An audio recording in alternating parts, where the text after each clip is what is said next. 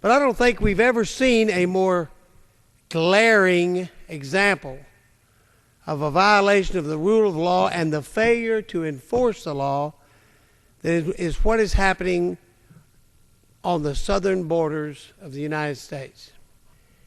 Well, people say to me, why do you think the cartels who were in Colombia and other parts of the country, why did they come down and settle along the border of the southern parts of this country? And I thought about it a lot. And it came to me that, you know what? Lawlessness breeds lawlessness. So what had we created? What were we creating on the border when we weren't enforcing some basic tenets of the law? We have laws that say you can't come into this country except legally. And millions of people, whether for good purpose or bad, and many for good purpose, I'm not saying it's not, just for a job, but they were breaking our laws. And they were coming into this country. And where was this community of lawlessness? Along the Mexican border. Mexico has brought in every kind of resource that they can afford to bring in to try to stop this. But it's out of control, and it's bleeding across the border into my state and the other states that border Mexico. So the Arizona folks, they wrote themselves a law. And they basically defined some stuff that federal officers have had the ability to do for a long time.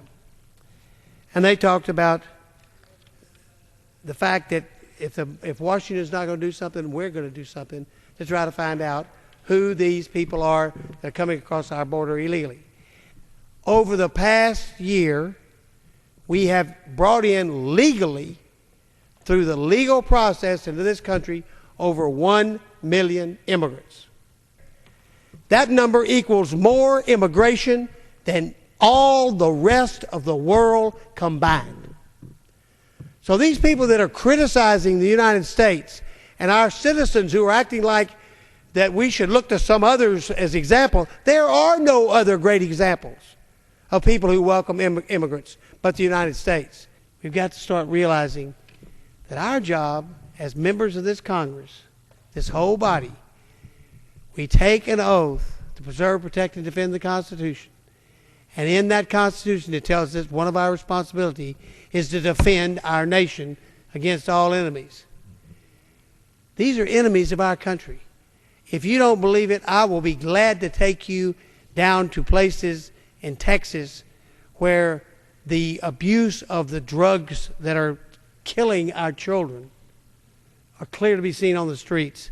And you tell me if that's not an attack on our country. And it's time for us to unite and defend our borders. We need an immigration policy that works. I'm for that. I think everyone is. But I'm not for rewarding criminal behavior. I will never be for rewarding criminal behavior.